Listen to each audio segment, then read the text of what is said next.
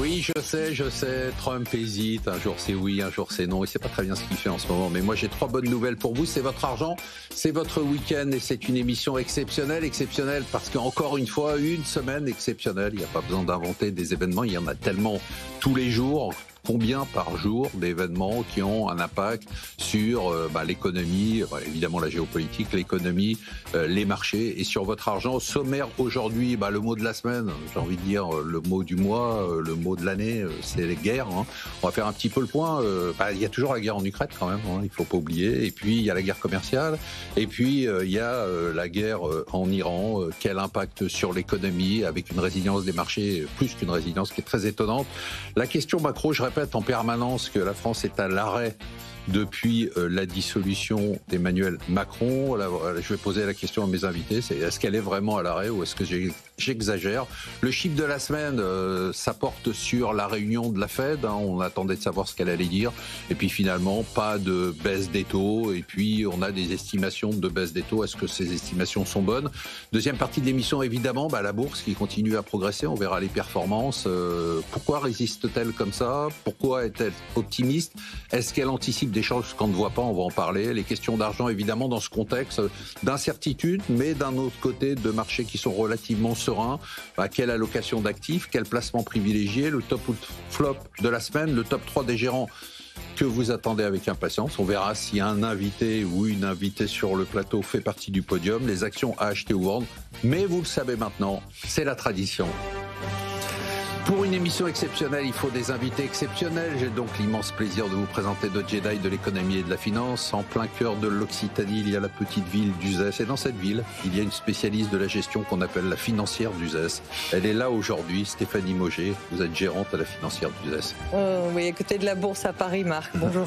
Mais non, si, mais non, ne gâchez pas. Les gens, ils on avait entendent les cigales. Mais parfois, oui. Moi, j'étais déjà en week-end et vous gâchez tout. Mais je vous emmène. Non. Je vous emmène avec moi. Allez, il a son fan club chez BFM Business et maîtrise parfaitement tous les rouages de l'économie et les explique avec talent. Wilfried Galland, vous êtes directeur de la stratégie chez Montpensier Arbezel. Vous êtes directeur général aussi ou non? Adjoint. Bravo. Elle étudie et analyse le monde à travers les sociétés cotées à l'international avec une performance qui est une performance dorée puisqu'elle aime bien les mines d'or. Céline Picmal-Prat, vous êtes présidente de Picmal-Houghton Investment. Comment ça va? Ça brille l'or? Ça brille, voilà. Ouais, et les mines d'or que vous nous conseillez brillent plus que l'or d'ailleurs. Tout à fait, et elles vont continuer. On en reparlera. Elles vont continuer. Elles vont continuer. Elles vont continuer. Il sait tout faire de l'économie au culturisme en passant par l'élevage de chats, le talentueux Christopher Dembig de PicTM. Toujours un plaisir de te recevoir, Christopher. Toujours également, merci. Comment ça va? Excellent, très bien. Allez, on y va. Guerre, le mot de la semaine, guerre avec un S, parce que finalement, c'est ça qui... On est tellement dans l'actualité au quotidien on dézoome pas et on s'aperçoit que finalement, on est en guerre avec l'Ukraine. Enfin, pas nous, hein, la Russie, c'est la guerre avec l'Ukraine depuis maintenant 3 ans. On a cette guerre, hein, c'est une guerre, c'est pas simplement des raids de part et d'autre entre l'Iran et Israël. Et puis on a toujours cette guerre commerciale avec Trump qui, comme pour la guerre en Iran, dit qu'il va intervenir, changer, mettre des droits de douane, plus en mettre. Qu'est-ce qu'on peut dire, Wilfried Galland, de l'impact en fait de ces 3 fronts de guerre sur l'économie mondiale? En fait, aujourd'hui, on a l'impression que l'économie mondiale, elle s'est habituée, ou en tout cas, elle a donné des prix aux différentes incertitudes. Il y a eu un moment de forte volatilité. À chaque fois, en fait, il y a eu un premier choc, et puis après, on commence à effectivement faire tourner des modèles en disant bon, alors on est dans quel scénario, et puis c'est quoi les scénarios extrêmes? Le problème toujours des marchés de l'économie, c'est lorsque quelque chose de totalement nouveau arrive. Et effectivement, c'est pour ça, par exemple, que il y a une espèce d'inquiétude à l'idée que l'Iran pourrait, par exemple, bloquer le détroit d'Ormuz par lequel transitent, on le sait, quasiment 30% des exportations de pétrole mondial. Mais tant qu'on n'est pas effectivement dans ces scénarios-là qui n'ont jamais été véritablement réalisés, l'économie s'ajuste en fait. Et l'économie s'ajuste relativement bien. En revanche, elle change. C'est-à-dire que on est aujourd'hui... Elle mute. Exactement. Et c'est un éditorialiste du Financial Times qui avait trouvé cette expression que je trouvais assez juste. On est de plus en plus dans une économie de forteresse. C'est-à-dire, en fait, on a des forteresses les unes à côté des autres. d'autres qui essaient de se protéger au maximum. Quand elles ont des conflits, elles le règlent à grands coups de masse ou à grands coups de menaces de masse, diplomatie de l'intimidation. Et ensuite, on continue en fait à... Et pourtant, les règles changent quand même. Les règles changent. Ouais. Parce que notamment en matière de guerre commerciale, quoi qu'il se passe à l'issue des négociations, on va avoir des droits de douane. Ça va changer la donne quand même. C'est-à-dire, en fait, les règles ne changent pas, mais les paramètres changent. C'est-à-dire qu'aujourd'hui, effectivement, si les règles changeaient, si par exemple on ne pouvait plus passer par le détroit d'Ormuz, alors effectivement, c'est une question d'infrastructure. Dès lors qu'on change les infrastructures, là, c'est effectivement très difficile. Mais imposer des droits de douane, c'est pas changer le mode de fonctionnement de l'économie mondiale. C'est changer le niveau de friction de l'économie mondiale. Donc effectivement, c'est important. Mais si par exemple vous changiez la monnaie mondiale, les infrastructures monétaires mondiales, on en parle régulièrement sur ce plateau, oui, là, ce sera un changement fondamental, dramatique pour énormément d'acteurs. Mais là, effectivement, on a des frictions, l'économie s'adapte, mais c'est vrai qu'on va peut-être aller vers moins de croissance, peut-être un peu plus d'inflation, et effectivement, et des rendements de classes d'actifs qui vont peut-être baisser. Ah oui, bah ça, c'est un gros changement, quoi. C'est un changement, mais c'est un changement là aussi de paramètres. On n'est pas dans un changement structurel encore. Choc, mutation, transformation, on est dans quoi là ? On est simplement dans la poursuite de ce qui s'est passé sur les dernières décennies. Les marchés, ils aiment beaucoup se faire peur. Je vous prends le détroit d'Ormuz parce que c'est l'actualité. Ça fait 15 fois depuis le début des années 80 que l'Iran a menacé de bloquer le détroit d'Ormuz. C'est très peu probable pour une simple raison. Techniquement, c'est 31 km de large. C'est quand même assez compliqué avec les Américains en face et les Émirats arabes unis. Vous avez un autre point, c'est si l'Iran décide de bloquer le détroit d'Ormuz, elle se fait harakiri parce que concrètement, c'est elle qui l'utilise pour exporter vers la Chine et l'Inde. Mais disons que coup d'éclat, il le bloque. Eh bien, tout simplement, ce qui est important de voir dans l'économie mondiale, comme on a vu avec la guerre commerciale, comme on a vu avec la guerre en Ukraine, c'est que vous avez finalement d'autres moyens pour faire circuler les biens et les marchandises. Si demain le détroit d'Ormuz est bloqué, vous pourrez utiliser notamment un des leviers, c'est d'utiliser l'oléoduc Est-Ouest d'Arabie Saoudite. Aujourd'hui, il transporte à peu près 500 000 barils par jour. La capacité totale, c'est 5 millions, donc on a 10% des capacités. On a donc une capacité aujourd'hui de trouver d'autres routes commerciales. Avec l'Ukraine, c'était la même chose. Souvenez-vous, bien sûr. Le même sujet. Et on a paniqué. Exactement. Bon, après, on a eu quand même un choc économique en Europe. On a eu un choc du fait de l'énergie, parce que là, vous n'aviez pas d'autres routes commerciales immédiates, en tout cas. Mais à moyen terme, finalement, on a trouvé d'autres éléments. Sur les droits douaniers, même chose. Les entreprises font preuve d'inventivité. Elles arrivent à contourner, notamment si on regarde par exemple Amazon. Amazon, vous avez un tiers des vendeurs qui sont dépendants finalement directement des tarifs douaniers mis en place à l'égard de la Chine. Qu'est-ce qui se passe ? Ils passent par un pays tiers qui est aujourd'hui le Canada. Donc, tant que vous avez une capacité à trouver d'autres routes commerciales, ça n'a pas un impact. Aujourd'hui, ce qui se passe notamment en Iran, le seul marché où ça a un réel impact, c'est l'urée, qui est un engrais où vous n'avez pas d'autre route commerciale que le détroit d'Ormuz. Donc ça permet quand même de relativiser. Donc vous dites c'est normal que l'économie finalement réagisse relativement peu. On parlera des marchés tout à l'heure. Et donc il y a même pas. Vous dites qu'il n'y a même pas une transformation. Par exemple les droits de douane, ce que je disais à Wilfried, ça change un peu la donne quand même. C'est plus le libre échange comme on l'a vu jusqu'à présent, si ? Non. Sur les dernières années, qu'est-ce qui s'est passé ? Si vous avez des plaques tournantes, plaques mouvantes qui évoluent en fonction des tarifs douaniers, du coût du travail. À un moment, c'était la Chine qui était centrale, c'est devenu le Vietnam, ça va décroître parce qu'effectivement, c'est un pays qui est visé par les tarifs douaniers. Le Canada retrouve une attractivité du fait des tarifs douaniers. Finalement, c'est juste des plaques mouvantes qui se mettent en place. Mais on n'est pas, je pense pas qu'il y ait un élément de rupture par rapport aux dernières années, voire même aux dernières décennies quand on regarde en termes de tensions. Alors certes, il y avait moins de tensions commerciales parce qu'il y avait un autre cycle, mais les tensions économiques, elles étaient toujours présentes d'une autre manière simplement. Céline, vous êtes fascinée, vous investissez dans les entreprises comme Stéphanie.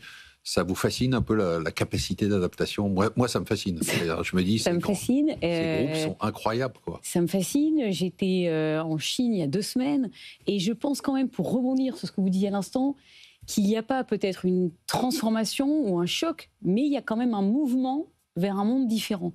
Un mouvement vers un monde dans lequel il y a ceux qui ont les cartes et ceux qui ne les ont pas, comme dirait J.D. Vance dans le bureau Oval. Et ce dont on s'aperçoit, c'est qu'avoir les cartes, c'est être en capacité d'être autonome.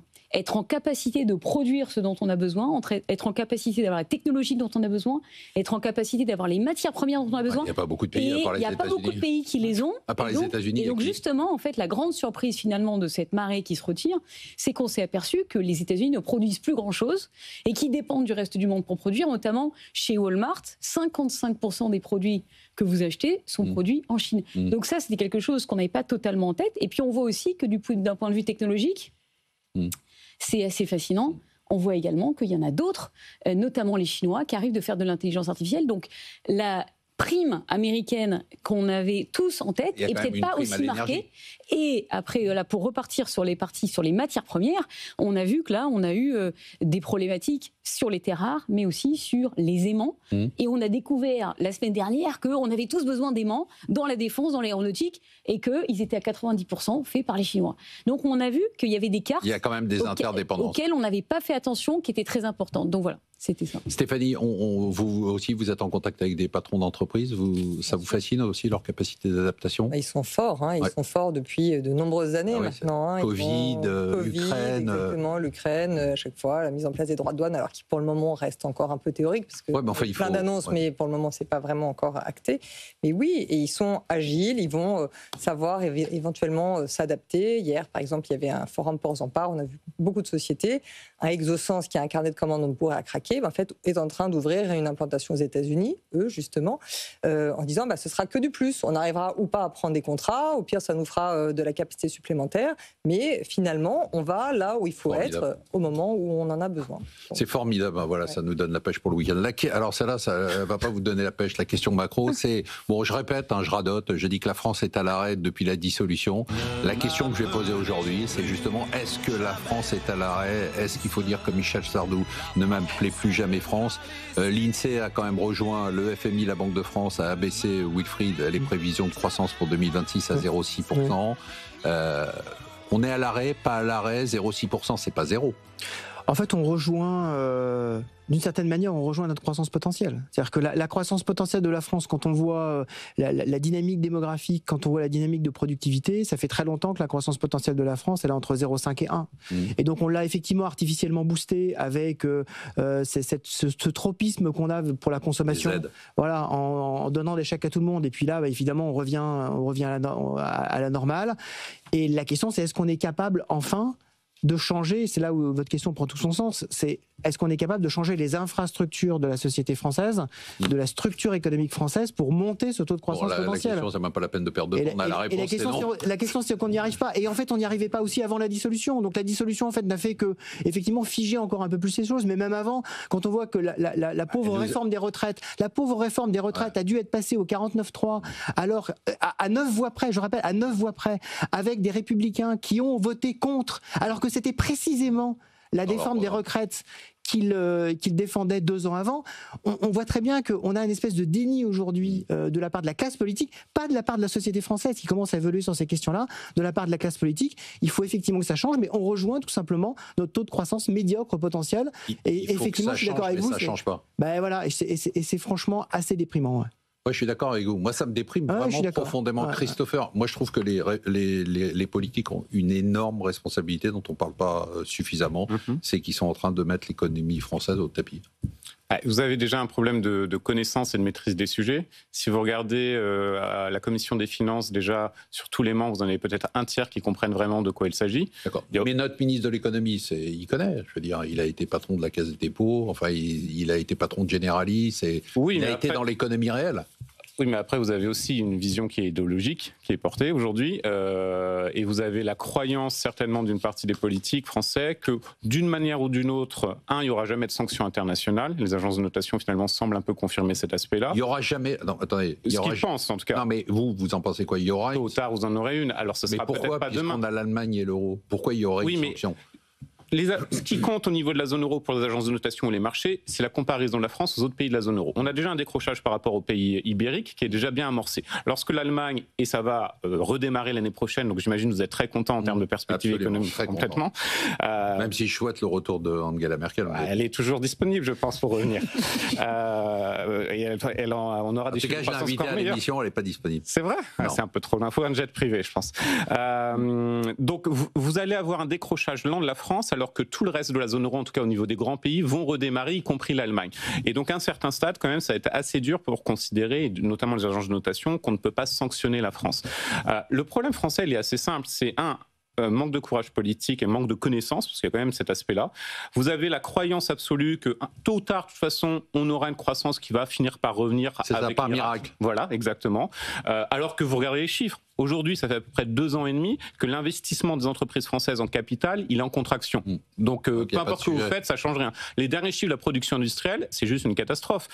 Vous avez notamment... Et puis, il y a cette croyance que ce fantasme, enfin, même pas ce fantasme, en réalité, que soulignait Wilfried, qui est qu'on essaye de ranimer tout ça toujours avec de la consommation, donc avec du déficit, donc avec de la dette. Exactement. De la pire des façons possibles. Tout à fait. Et vous avez un poids de l'État au sens large qui s'accapare le PIB, qui ne cesse d'augmenter, une incapacité à réduire. Et alors que il suffit, vous savez, il n'y a pas besoin, la Cour des comptes, elle fait un très beau travail, peu de gens le lisent, mais depuis une dizaine d'années, vous savez déjà où vous devez couper, hein. Il n'y a pas de surprise. Ça, la liste, on la connaît, même ChatGPT peut la faire. Tout à fait. Mais force est de constater que vous n'avez pas de courage politique, et ça ne changera pas du jour au lendemain, peu importe d'ailleurs les partis. Et d'ailleurs, Wilfried le mentionnait, des partis de droite qui, a priori, quand même, sont sur une baisse des dépenses, les réformes de retraite, ne vont pas sur ce sujet. Wilfried, très rapidement, est-ce qu'on peut finalement vivre avec cette croissance à 0,6%, 0,5%, est-ce qu'on peut survivre, surnager sans jamais couler, hein? La vraie question, c'est pas... Oui, évidemment, on peut vivre avec une croissance à 0,5%. La question, c'est est-ce qu'on accepte collectivement que ça veut dire d'être plus pauvre? D'accord. Je n'ai pas l'impression qu'on accepte collectivement ça. On devient plus pauvre avec une croissance à 0,5%. Non, mais c'est une question. On devient plus pauvre par rapport au reste du monde. Comme on a besoin du reste du monde pour énormément de biens, moins de services, mais énormément de biens qu'on importe, on devient Donc ça ne suffit pas. Non, parce qu'en fait, on le compense, comme vous le disiez, comme le disait Christopher, on le compense par la dette. Okay. Et à un moment donné, on a un moment où ça va effectivement frotter trop fort. Ouais. On ne connaît pas ce moment-là. Ouais, depuis le temps qu'on le dit. Justement, ça n'est jamais arrivé. En fait, on ne le sait qu'au moment où on a eu des signaux, effectivement, quand même, sur les 2 dernières années, plus la dissolution. Mais regardez les taux quand même, on est à des taux qui sont des taux raisonnables. Mais il y a des signaux qu'on n'aurait pas imaginés il y a 10 ans de cela, par exemple. Il y a un peu d'inconfort quand même. Allez, on passe tout de suite au chiffre de la semaine. Le chiffre de la semaine que j'ai choisi, c'est 2. Pourquoi ? Parce que malgré les injonctions violentes de Trump, le patron de la Fed a dit qu'il baissait pas ses taux. Il voit certes l'économie ralentir, mais il a peur de l'impact des droits de douane sur l'inflation aux États-Unis. Est-ce qu'il a raison, Christopher Dembig ? Est-ce qu'on peut prévoir encore des baisses des taux aux États-Unis avant la fin de l'année ? Baisse des taux, oui, parce que le marché du travail va effectivement continuer de ralentir. On n'est pas à des niveaux qui sont problématiques, hein. Pour nous, c'est 4,5 de taux de chômage, on doit être à 4,2, donc on est très loin de ce niveau-là. En revanche, ce que dit la Fed, c'est on a une incapacité du fait du flou artistique autour des tarifs douaniers, ce qui va être mis en place, qu'est-ce qui est répercuté, de savoir quel va être l'impact sur l'inflation. Grosso modo, vous avez une idée, vous ? Non, parce que la réalité, moi je pense pas que ça va être aussi inflationniste que ça. C'est-à-dire, je vois pas l'indice des prêts à la consommation. Mais même un peu inflationniste quand même. Oui, un peu sur certains biens et services. Est-ce que sur l'indice des prêts à la consommation, ça va être très inflationniste, remettre en cause la stratégie de la Fed ? Je ne pense pas. Et surtout, ce qu'on n'avait pas anticipé, ça a été bien montré par l'inflation, le dernier chiffre d'inflation, c'est qu'il y a aussi des forces déflationnistes. Ce qu'on n'avait pas anticipé en début d'année, c'est sur les prix des loyers qui baissent aux États-Unis. C'est un vrai sujet du point de vue inflation domestique. On l'explique comment ? Vous avez finalement une demande qui est un peu réduite, baisse du pouvoir d'achat, et aussi au niveau de l'offre, une surprise parce qu'on a une offre beaucoup plus abondante. Donc ça, c'est le point qui était vraiment important et qui était un vrai sujet structurel en début d'année. Et l'autre point, c'est qu'on voit, par exemple, sur des composantes qui sont importantes dans la mesure de l'inflation, prix des billets d'avion, restauration, etc., que vous avez une chute. Même une chute sur les derniers mois. Donc, il y a des forces déflationnistes qui font que, somme toute, on est dans les 2-3%. Je ne pense pas qu'il y a de boule de cristal à cet égard, mais pour la Fed, c'est un peu compliqué de savoir si on est plus proche des 3%, donc hausse, que retomber vers les 2%. C'est quand même totalement absurde, ce dogme des 2%. Ça repose sur rien, oui. Ça repose sur rien. Wilfried Galland, droit de douane égale inflation ? Droit de douane égale un peu plus d'inflation que si on n'en avait pas de droit de douane, mais ça ne veut pas dire pour autant qu'on va être dans un monde profondément inflationniste.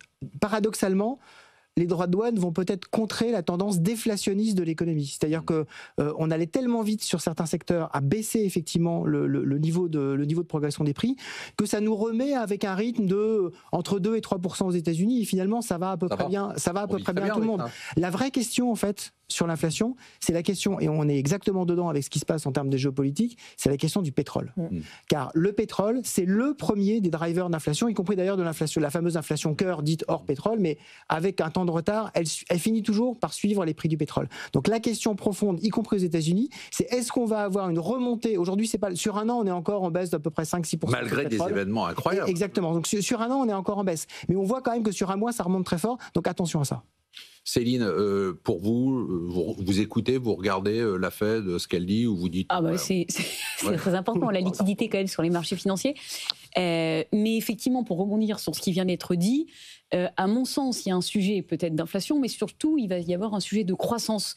C'est plutôt de cela qu'on va parler, je pense, au cours des 6 prochains mois, et quand qui devrait il va y avoir un sujet de croissance, vous pensez? Un sujet de croissance, quand vous avez autant de chocs, il y a quand même un impact sur la croissance. Non, mais on vient de dire en récession, début de l'émission, mais je pense qu'on va basculer en ralentissement. On va quand même avoir un ralentissement de la croissance. On a vu les ventes au détail, on parlait tout à l'heure de Walmart, 55% des biens qui viennent de Chine, etc. Ça a quand même un impact sur les prix, ça a un impact sur la consommation. On a vu les ventes au détail. On voit aussi les investissements aux États-Unis qui sont pas très bons. Donc, je ne dis pas que ça va être la catastrophe, je dis juste qu'il y aura un ralentissement.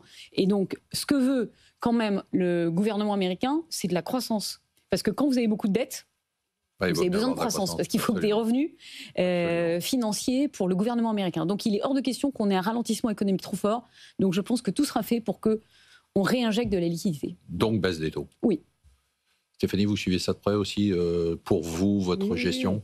Évidemment, on ne peut pas se passer de ça. Après, ce qui est sûr, c'est que j'ai l'impression de poser une question totalement idiote. Elles me disent les deux, mais évidemment, enfin, je veux dire, mais non, mais ça amène de merci. Non, mais c'est sympa, ça me renforce, ça me remonte le moral. J'ai vraiment l'impression. Vos qualités d'animateur, ça permet de rebondir tout de suite. Exactement, vous êtes hyper bon, Marc. En animateur. Ah, ça va, ça va. Non, ça amène de l'attentisme qui n'est pas bon. En fait, tout le monde attend de savoir quel va être le taux, même si on sait qu'il y aura une hausse, alors quelle va être exactement. Mais néanmoins, toutes ces sociétés sont complètement figées dans leurs décisions d'investissement, dans leurs embauches, et donc on a besoin de savoir et d'avancer vite. Et je pense que malgré tout, les patrons vous le disent. Enfin, est-ce qu'ils vous disent oui, par exemple, nous on devait embaucher tant de personnes, on va attendre, ou on devait dépenser de l'argent en R&D, on va attendre, ou on devait. Oui, alors c'est un facteur multiple, c'est qu'à la fois il y a une question d'implantation géographique, de flux, et puis aussi de toute la technologie qui est en train d'évoluer quand même à vitesse grand V, et qui donc ça va être un facteur qui est donc un facteur exogène à toutes ces questions de droit plus spécifiques et de hausse du pétrole. Donc évidemment, la technologie a aussi un impact aujourd'hui sur qui on embauche, quand et où. Wilfried, vous parliez du pétrole aussi, et Céline aussi, mais aujourd'hui, si on tient compte de tous alors en dehors de la géopolitique, est-ce qu'on peut raisonner en dehors de la géopolitique, les facteurs hors géopolitique, ils sont quand même plutôt à la baisse des prix du pétrole, non? Oui, tout à fait. Hors géopolitique, on est plutôt dans des facteurs à la baisse du prix du pétrole, mais la géopolitique a un impact quand même qui est très fort. C'est-à-dire qu'à un moment, vous pouvez avoir la nécessité de rerouter, de rebrancher un certain nombre d'infrastructures. Certes, l'économie s'adapte, mais dans ce cas-là, avec des coûts qui sont largement supérieurs. Si on a aujourd'hui, effectivement, je suis d'accord avec Christopher, un blocage du détroit d'Ormuz, surtout quand on sait l'impact, par exemple, qu'aurait sur la Chine ou sur l'Inde, le blocage du détroit d'Ormuz, non seulement sur l'Iran, mais en plus sur la Chine et l'Inde, qui sont les premiers clients de l'Iran, c'est quand même peu probable. Mais néanmoins, si on a effectivement ça, alors structurellement, le prix du pétrole, au moins pour quelques mois, et ça suffit pour enclencher quelque chose, arrive au-delà des 80-90 $. Et là, effectivement, on a quelque chose qui commence à se mettre en place. Si c'est quelques semaines, c'est pas grave. Si c'est quelques mois, ça commence à être plus grave. Christopher, des inquiétudes sur le pétrole ou pas? Non, parce que même y compris du côté américain, ce que peut faire Trump, il l'aura fait comme Biden en 2022, c'est-à-dire ils ont des réserves stratégiques qui sont très importantes. On sait que l'Arabie Saoudite, et ce qu'elle ne refusait ces dernières années, peut jouer un rôle d'ajustement du marché, comme elle le souhaite. Donc il y aura quand même peut-être quelques semaines d'incertitude. Mais est-ce qu'on peut avoir une flambée des prix du pétrole durable, avec toutes ces estimations, $100-120 le baril, qui repose sur rien? Ça me rend... je suis d'accord. Mais non, mais ça me rend hystérique quand je vois les gars venir sur les plateaux, dans les journaux, dire de façon affirmative, forte, $120, et je me dis, mais... Au doigt mouillé. Mais oui, au doigt mouillé de pétrole, d'ailleurs. Ce sont les mêmes, d'ailleurs, qui, quelques mois avant, disaient de façon affirmative $50. Ouais, c'est quand même très énervant. Allez, ceux-là, on les invite pas sur le plateau. Allez, en deuxième partie de l'émission, on va se poser la question de savoir, justement, dans ce contexte, comment cette bourse résiste. On l'a dit un peu, les entreprises sont résilientes, mais quand même, il y a un moment où ce ralentissement, ce que disait Céline tout à l'heure, cette incertitude, ces chocs, est-ce qu'elles auront un impact sur la bourse ou pas? Les questions d'argent, c'est quelle allocation d'actifs dans cette tempête, quel placement il faut privilégier, le top ou le flop de la semaine, le top 3 des gérants et les actions à acheter ou vendre. À tout de suite. C'est votre argent. Marc Fiorentino. Et après une première partie passionnante sur l'avenir du monde, on se retrouve on va parler d'argent, on va parler de votre argent, on va parler de bourse, on va parler de placement avec Christopher Dembick, avec Céline Picmal, avec Wilfried Galland, avec Stéphanie Mauger. On va tout de suite attaquer les marchés. Bon, bof, Cette semaine, le CAC a un peu baissé, S&P 0, Nasdaq quasiment 0, Eurostock moins 1, Nikkei plus 1.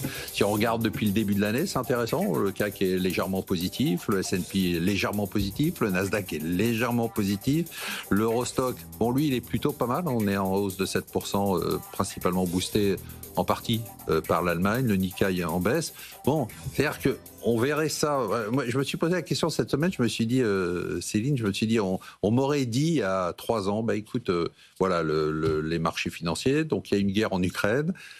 Israël attaque l'Iran. Et puis il y a une guerre commerciale et on ne sait pas s'il va y avoir des droits de douane. Et j'aurais dit, mais vraiment sans hésiter, krach boursier, moins 20%, moins 30%, et au secours, quoi. Il ne se passe rien et on enchaîne même les records sur certaines bourses. Mais il y a un élément qu'on n'a pas évoqué, c'est que là, on parle de chiffres qui sont en devise locale. Ouais. Si on regarde ce qui se passe en euros, les États-Unis, le SP 500 est en baisse de 8%. On a quand même une baisse du dollar. Donc, il se passe quand même quelque chose. Sur l'échange. Si vous êtes un investisseur français qui a acheté de la bourse américaine, concrètement, quand vous allez recevoir votre relevé, vous êtes à moins 8. Donc vous ne serez pas à plus 1. D'accord. Parce que vous n'êtes pas... Ça, je prends le point. Il est intéressant. Il y a un impact. Donc c'est pour ça qu'effectivement, il se passe des choses. Voilà, pour rebondir sur le fait qu'il ne se passe rien, il se passe quand même des choses en sous-jacent qui sont très intéressantes à noter. Parce que quand vous regardez en euros, on a quand même la bourse américaine qui sous-performe très largement. Ouais. Bon, elle a sous-performé pendant très longtemps. Tout à fait, mais c'est la première fois depuis très longtemps, ça fait depuis 15 ans qu'elle sous-performe, donc c'est quand même un changement. Et c'est un changement dans un environnement où beaucoup de choses évoluent. Alors on ne sait pas si c'est une transition, un choc, on en parlait tout à l'heure, mais il se passe des choses. Et la conséquence, c'est que sur les marchés boursiers, ce n'est pas les mêmes qui gagnent que d'habitude. Donc il faut quand même y prêter attention. Et il y a un élément qu'on n'a pas mentionné, c'est que dans ce brouillard, il y a quand même 2 bourses qui se distinguent. Il y a la bourse brésilienne, qui est à plus 12 en euros, là je parle tout en euros, et on a la bourse chinoise qui est également à plus 8 depuis le début de l'année. Donc ici, il y a des petits signaux qui sont certes faibles, mais qui sont différents. À vous, qu'est-ce que vous dites aux gens qui nous écoutent ? Donc maintenant qu'on a fait constat qu'il y a des petites choses qui ont bougé, je pense qu'on va continuer sur la même lignée. Il y a 2 actifs qui me semblent intéressants.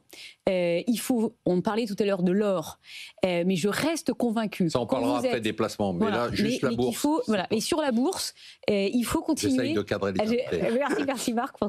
Mais je pense qu'il faut rester avec un cap très en dehors des États-Unis, parce que, on le disait un petit peu tout à l'heure, je ne pense pas qu'ils aient les cartes qu'ils soient en mesure de gagner. Il y a énormément d'argent sur les États-Unis. 67% des indices mondiaux sont déjà positionnés sur les États-Unis. Les investisseurs, cette année, étrangers, c'est la 2e meilleure année pour le 2e meilleur flux d'investissement sur les États-Unis, sur les actions américaines cette année, depuis 2010. Donc ça paraît fou. On reste en bourse, non, il ne faut pas faire ça. Vous restez en bourse, mais en dehors des États-Unis. Voilà. Stéphanie, on reste en bourse à Uzès, aux États-Unis, en France ?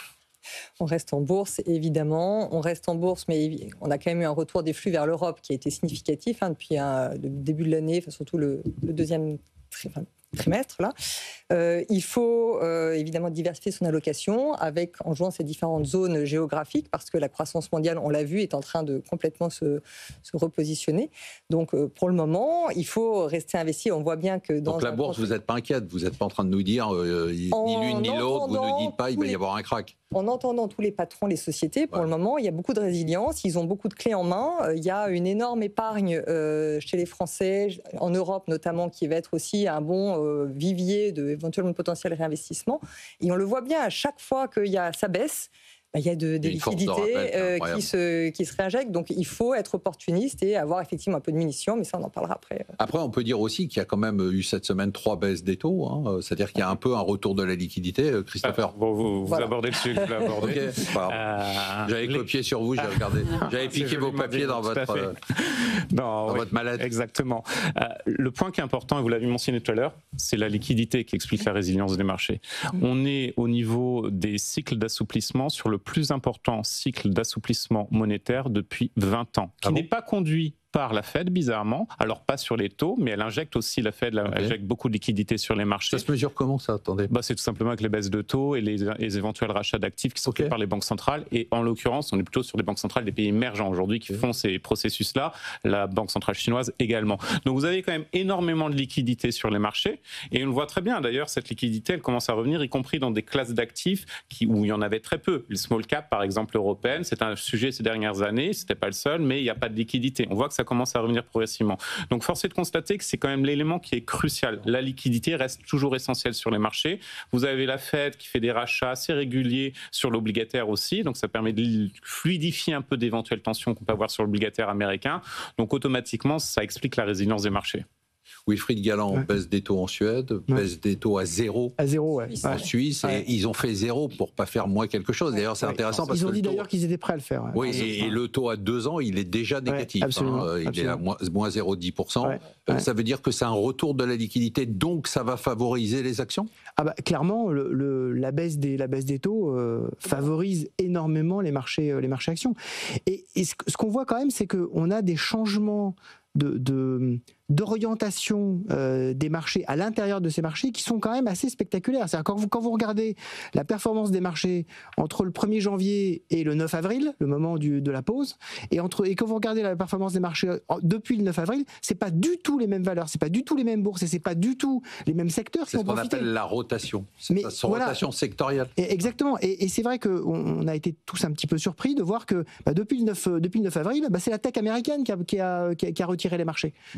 Très brutalement d'ailleurs. Et donc tous ceux qui s'étaient écartés de la tech américaine, d'un seul coup se sont dit il faut y retourner. Et donc d'où effectivement d'un seul coup les flux qui se sont renversés de nouveau vers les États-Unis parce qu'il y a beaucoup d'incertitudes et que le réflexe quand même des investisseurs, malgré tout, c'est à la fin, c'est quand même le marché refuge. C'est quand même vous allez vers le marché refuge. Qu'est-ce que vous dites à vos clients sur la bourse? Vous leur dites pas d'inquiétude? Alors je leur dis d'abord effectivement qu'il faut rester investi, que compte tenu de la bonne résistance et des chocs qu'on se prend, ça veut dire que finalement il y a une résilience et une capacité d'adaptation et de création de valeur des boîtes qui sont absolument incroyables. En revanche, effectivement, il faut soit rester investi à très très long terme et pas trop bouger, soit être extraordinairement agile pour diversifier ses placements, pour éviter justement de se faire avoir sur les rotations de marché. Mais évidemment, il faut rester investi. Vous savez, vous connaissez ma phrase fétiche. Mais vous pensez vraiment que je connais votre phrase sur les marchés? Vous pensez que je me couche absolument. le soir en lisant les phrases? Vous me l'avez confié, mais maintenant vous êtes trop humble pour me le redire. Sur les marchés, c'est comme dans la vie, les optimistes et les pessimistes. Les pessimistes font de l'audience, les optimistes font de l'argent. Très bien. Allez, on passe tout de suite à l'allocation. Je vais essayer de réfléchir à ça ce week-end. Là, vous m'avez perturbé. Et surtout qu'on fait de l'audience. Donc je suis hyper déstabilisé. Allez, on passe tout de suite. Alors du coup, ne nous suivez pas en replay et tout ça. On va essayer de faire moins d'audience et plus d'argent. Allez, l'allocation d'actifs tout de suite. On va demander à nos spécialistes. Je commence par Céline. Justement, vous aviez commencé dans votre fougue habituelle à passer de l'or. Donc, dans le contexte actuel, j'allais vous dire dans où investir. Bon, j'ai compris. Il y a autre chose. Il y a deux idées. Non, effectivement, on était quand même dans un environnement où avant, on avait le choix entre les obligations, les actions, et souvent on avait un portefeuille 60-40. Voilà. Aujourd'hui, on se pose quand même pas mal de questions sur le fait d'investir dans des obligations, prêter à des États qui sont surendettés. On parlait de la France tout à l'heure. Donc effectivement, l'argent cherche un refuge. Les banques centrales cherchent à se diversifier vis-à-vis du dollar, dont on parlait également tout à l'heure. Et donc, l'or, à mon sens, est en train de prendre ce rôle d'amortisseur de portefeuille. Voilà. Dans les réserves de banque centrale. Voilà, réserves de banque centrale. 20% des réserves des banques centrales pour l'or, 54% pour le dollar. Et 16% pour l'euro. Et dans vos patrimoines, dans les patrimoines des personnes qui nous écoutent, l'or devrait avoir une place. C'est 1% du capital aujourd'hui. Alors, vous pouvez acheter des minières. Ouais, d'accord. Ah ouais, tiens, c'est marrant. On peut acheter des minières, La transition. La transition. Voilà. Et en dollars, on perd de l'argent. Oui, mais si vous perdez 10% sur le dollar, mais que vous gagnez 50% sur le sous-jacent. Ah ouais, d'accord, mais c'est de la triche. Sur Newmont, parce que sur les minières, ce qui est intéressant, c'est que vous avez du levier. Vous avez du levier parce que vous avez votre prix d'exploration qui est fixe, qui est autour de 1400, 1500 $ l'once. Et donc, plus vous gagnez d'argent, vu que vos coûts sont fixés, bien plus vous avez de revenus en tant qu'actionnaire. Vous n'êtes pas obsessionnel. Vous n'êtes pas obsessionnel. Pas du tout. D'accord. Non, c'était juste pour. Mais je le rappelle quand même. Voilà. Parce qu'il y a l'argent aussi. C'était pour gagner de l'argent. Donc les mines, quand même, essayez d'y réfléchir. Et deuxième idée, on parlait tout à l'heure effectivement du fait que tout le monde est revenu sur les États-Unis. Je pense que les États-Unis restent un marché surévalué, surdétenu, que l'avenir, comme je le disais tout à l'heure, je reviens de Chine, je pense que la technologie chinoise est très très loin devant dans beaucoup de domaines et que ça va être très compliqué pour beaucoup d'acteurs américains. Ils vous ont fait un lavage de cerveau. Plus que convaincu, mais même j'ai parlé à des Américains qui m'en ont parlé aussi. D'accord. Donc il y a vraiment quelque chose qui est en train de se passer. Il faut y faire attention parce que juste, si vous ne pouvez pas vendre, déjà vous êtes américain, vos technologies aux Chinois qui représentent quand même un marché important, mais qu'en plus les Chinois vendent des technologies concurrentes sur le reste du monde, votre zone de chalandise, elle est beaucoup plus réduite. Donc actions chinoises, il faut en mettre plus. Donc allez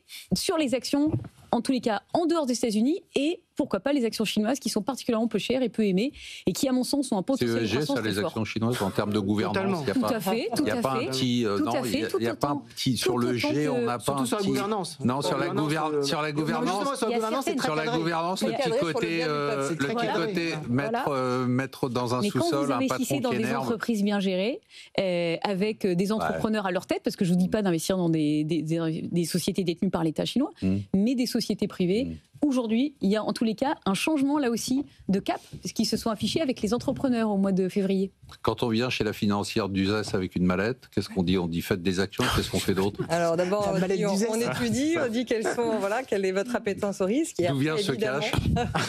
D'où vient ce cash ? Mais surtout, on va... La vente de Candérel. Je ne peux pas me laisser parler. Une allocation diversifiée, évidemment. Alors... En action, on ne peut pas s'en passer. Aujourd'hui, évidemment, il faut diversifier cette allocation donc par le biais de différents secteurs, de stock picking. Je pense que c'est aujourd'hui, on a plus que jamais besoin d'aller choisir des thématiques, des grandes thématiques fortes, comme effectivement la cyber, la robotique, donc le digital, l'énergie. On voit bien qu'en ce moment, on reste au cœur. Et cette thématique de l'énergie, que ce soit le pétrole ou les renouvelables, on a besoin des deux. Ça va être une transition qui se fait dans le temps. Il y a en plus l'argent qui coûte moins cher. Donc on a des offres, comme Waga, par exemple, qui a fait l'objet d'une offre Waga Énergie. À retrait de cote. Exactement. Dans l'énergie, on a beaucoup de sociétés pas chères, comme Valourec, comme Viridien, même des SPI, des Technip Énergie dont on va avoir besoin. La logistique aussi, tous ces flux qui sont en train de se remodeler, les idées logistiques. Donc ça, c'est les actions. Et qu'est-ce qu'on c'est plutôt des actions. Sur la sphère plus tôt, peut-être, on a aussi des alternatives. On a des sociétés qui versent des très beaux dividendes. On vient d'avoir la saison des dividendes qui vient de passer.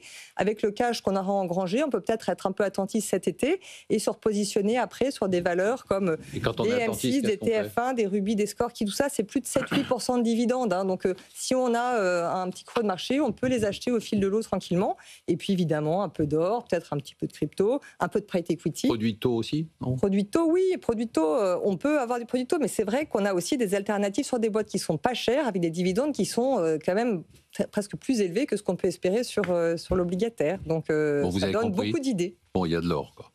Il y a quand même de l'or dans tout ça. Un peu d'or, mais qui est en dollars, effectivement, mais qu'on peut avoir à la fois dans son coffre, sous son matelas ou dans son portefeuille à la financière. Sans tirer de généralité, pour ceux qui nous écoutent à la radio, je dirais simplement qu'il y a 2 garçons sur le plateau qui n'ont absolument aucun papier, et il y a 2 filles qui ont vraiment bossé l'émission. Bravo, mesdames. Voilà, vous distinguez de ces 2 glandeurs. Là. Merci, Marc. Sur ce top ou flop de la semaine, Christopher. Top, le platine. Tout le monde s'intéresse. On fait le lien avec l'or. Tout le monde s'interroge pour savoir quelle va. Non, mais la rebranchez pas. Elle va repartir. Elle va repartir pour un tour. Non, Christopher. Tu nous as apporté des cadeaux ou pas ? Le platine qui a un point haut de 4 ans. Donc, effectivement, il y a tout ce questionnement après l'or et l'argent. Qu'est-ce qui va augmenter au niveau des métaux ? Et donc, le platine est celui qui augmente. J'ai fait rapide. Et comment on peut investir on peut investir sur le platine ? C'est compliqué, non, pour un particulier? Oui, c'est un peu compliqué. Pour un particulier, oui. Il y a des fonds, il y a beaucoup de fonds de matières premières, il y en a dedans, mais il y a plein d'autres choses. Voilà, après, il y a une pondération, effectivement. Top ou le flop de la semaine? Céline, si vous me dites le top, c'est l'or. J'ai deux infirmiers qui vous attendent pour vous transporter tout de suite. Je voulais parler de la Chine, qui a publié ses chiffres. Si c'est pas l'or, c'est la Chine. S'il vous plaît, évacuez-la, s'il vous plaît. Non, ils ont publié leur vente au détail lundi, qui était en progression de 6,4% sur le mois de mai. C'est ça, parce que vous croyez les chiffres chinois, vous? Oui, j'y crois quand même un petit peu.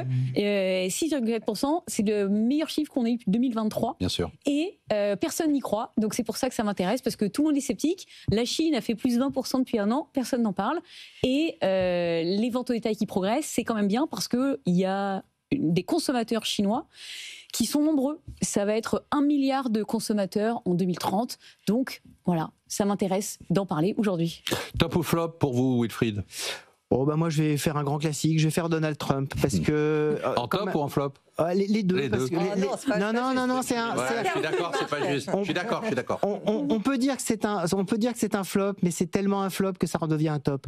En fait, dans son interview qu'il a donné avant-hier, mercredi, interrogé sur la Réserve fédérale américaine et sur ce qu'elle devrait faire, il a émis l'idée, mais véritablement à plusieurs reprises, de se nommer lui-même à la tête de la Réserve fédérale, en disant que malgré tout, il ferait quand même un bien meilleur travail s'il se nommait et qu'il allait vérifier s'il pouvait se nommer, parce que ce serait quand même la meilleure des solutions qu'il se nomme lui-même à la tête. Et donc, quand on est à ce niveau de flop, je pense que ça redevient un top, parce que effectivement, là, on touche au sublime, et je voulais quand même vous le mentionner. Il a quand même félicité Poutine de s'être battu pendant la Deuxième Guerre mondiale. Mais exactement. Ce qui était quand même énorme. Alors, l'autre qui passe son temps à faire de la chirurgie esthétique pour paraître plus jeune, il a dû être affolé. Du coup, il a eu aussi un petit problème de laser, je pense. Exactement. Le top ou le flop pour vous, Stéphanie? Alors moi, c'est un flop. C'est l'État qui met 700 millions d'euros dans Eutelsat. J'avoue qu'au moment où on est en train de se dire qu'on va construire une réflexion globale souveraine européenne, que ce soit l'État français qui décide seul d'aller sauver le soldat Eutelsat, dont on a certainement besoin, mais voilà, je pense que c'est quand même ça montre qu'on n'est pas. C'est la manière qui vous gêne? C'est la manière, moi, qui me gêne. Et puis, effectivement, oui, on devrait réussir à faire les choses ensemble. Alors, évidemment, l'Europe dit qu'ils vont réfléchir peut-être à mettre de l'argent dans Eutelsat. Bon, à suivre. Mais... Allez, vous l'attendez avec impatience, le top 3. Qui est sur le podium cette semaine? En numéro 1, notre ami Sébastien Lalvé de Montpensier, Arbevel, on le salue. Stéphanie Mauger, Stéphanie, et encore, alors elle va dire, attention, vous n'avez pas tenu compte des dividendes, parce que si j'avais les dividendes, elle me l'a dit dans le couloir, si j'avais les dividendes, je serais première devant Sébastien. Et William aussi. Vous êtes en bonne compagnie, là, c'est sympa. Bien, je suis content. Bravo. Qu'est-ce qui explique votre performance? Enfin, vous avez fait, franchement, vous avez fait de super choix. Dans vos portefeuille vous-même. Oui. Alors, il y a des valeurs que je tenais depuis longtemps, qui ont effectivement, depuis le début de l'année, ont fait des belles performances, mais si on regarde sur un peu plus longue période, pour être honnête, on remontait, mais sont encore font des moins bonnes performances. Je pense notamment à des small cap, mais qu'on va descendre après. Mais là, il y a à la fois de l'énergie, il y a un peu de défense, il y a quelques grandes valeurs. On va revenir à votre portefeuille. Vous m'envoyez la musique qui fait peur, je vais essayer de lui faire peur, mais elle n'a pas l'air d'avoir peur de moi. La France vous regarde, Stéphanie. Ouais. Ça vous gêne ou pas? Je suis très gênée. Vous avez du L'Oréal. Regarde. Alors vous avez une boîte qu'on aime beaucoup, on aime beaucoup son dirigeant du Vision Group. Oui, on garde alors. 48,6% depuis le début de la SN. Vous connaissez tous, non, cette boîte? Cette boîte est juste incroyable. C'est un fabricant, à l'origine, c'est un fabricant d'étiquettes pour la grande distribution, qui ont fait des étiquettes intelligentes. C'est une boîte que j'ai connue il y a un peu plus de 10 ans, qui faisait 150 millions d'euros de capitalisation et qui approche les 4 milliards d'euros de capitalisation. C'est-à-dire que ça, c'est vraiment, c'est pas des licornes. Il n'y a pas de fantasme. Là, c'est une vraie réalité. 40% de croissance du chiffre d'affaires. C'est du jamais vu. Ils ont décroché quand même un contrat avec Walmart. Ils sont dans le sud-ouest, non, établis? Non, c'est pas grave, mais sud-ouest, c'est... Alors, vous avez du rubis. Alors ça, je vais vendre. Oui, parce qu'il y a eu la situation un petit peu plus spéculative se temporise. Et puis vous avez touché votre dividende. J'ai touché mon dividende. Comme GTT derrière, je vends ces deux valeurs qui ont très bien contribué à ma performance. Donc, et entre les deux, on a du Lumibird. Et ça, je garde. Ça a fait vraiment 70%, ce truc-là? 70%. Alors, ça avait beaucoup baissé. Mais il y a une confiance là très sereine sur les deux branches d'activité médicale et industrie, notamment dans la défense. C'est maintenant une société qui a une grosse partie défense, lidar, laser. On va accélérer un peu. Vous avez du GTT?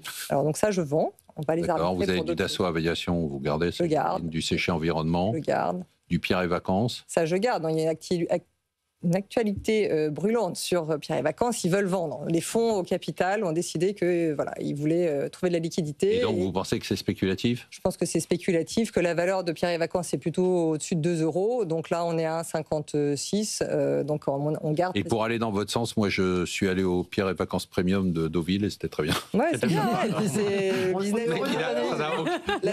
tout le monde s'en fout.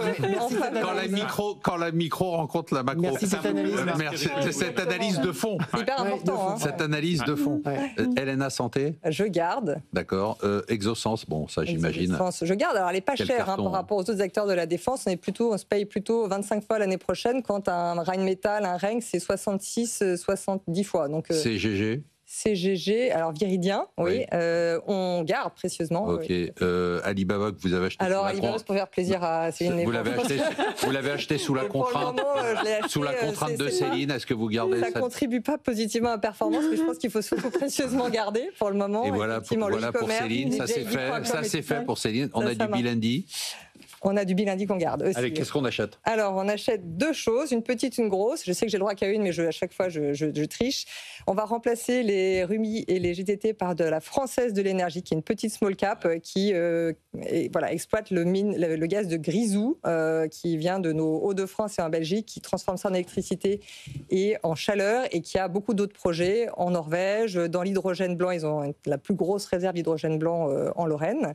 Donc ça, c'est une société on attend beaucoup de news. Il y a de l'hydrogène blanc et de l'hydrogène noir. Et de l'hydrogène bleu. Vert, bleu. D'accord. Chez eux, exactement. Ok. Voilà, donc ça, je pense qu'on attend à la fois des nouvelles, des autorisations de l'État. Allez, on accélère. Voilà. Et on achète Vicat, qui a beaucoup monté déjà cette année, mais qui est sur une trajectoire de désendettement, qui a fait de gros investissements, qui donc est très bien placé au niveau des émissions carbone, et qui va profiter d'un rebond du résidentiel en Europe qui s'amorce, même si la France, ça ne se voit pas, et qui a une très bonne position dans le bassin méditerranéen. En Égypte, ils ont une cimenterie qui est placée pas loin de toute une zone où malheureusement il y aura beaucoup à reconstruire. Donc voilà, c'est très bien. Donc Vicat, et on nous envoie la musique là. On va lui faire peur aussi à Céline là. Elle a du Merck. On garde. Alors Merck, je pensais qu'on l'avait vendu la dernière fois. Non, vous l'avez. Voilà. Bon, donc dans ce cas-là, on le vend. Voilà. On a du Barrick Gold. Barrick, on garde. C'est étonnant d'ailleurs que vous ayez du Barrick Gold, c'est une minière. Vous avez du Michelin. On garde. Vous avez, alors oui, il y a même avec vous c'est très très compliqué parce qu'il y a même des trucs en chinois avec les noms chinois. Donc non, là on a du AIA Group. AIA Group, oui. Ça c'est c'est une société qui est cotée à la bourse de Hong Kong. C'est le leader de l'assurance vie en Asie. Si vous pouvez choisir des trucs où le nom n'est pas en chinois pour que j'arrive à les lire, ça serait sympa. On a du Total Energy, on a Total du Newmont. Energy, ça vous comprenez là. C'est bon. Donc on garde. On a du Newmont. Oui, on garde. Donc leader dans les mines. On a du Midea.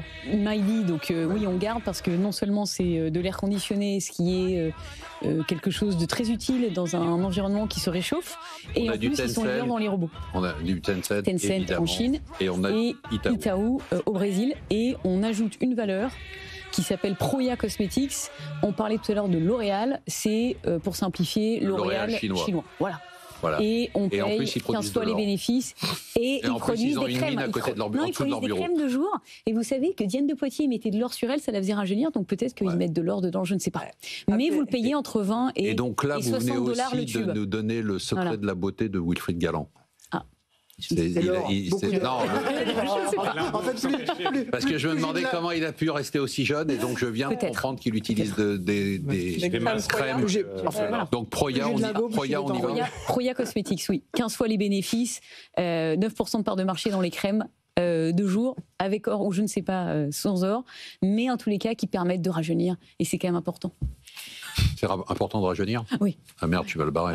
Pourquoi vous regardez Merci de nous avoir suivis. Merci à tous nos invités de marque. On se retrouve la semaine prochaine. Bon, cette fois-ci, je plaisante pas. L'émission sera vraiment exceptionnelle. Vous pouvez me poser des questions d'économie ou de placement sur marc@bfmbusiness.fr et j'essaierai de vous répondre. Je vais potasser. Surtout, n'oubliez pas que vous pouvez nous écouter, nous voir, nous revoir, nous réécouter en replay, en podcast sur toutes les bonnes plateformes. Comme ça, on va battre un nouveau record en 2025.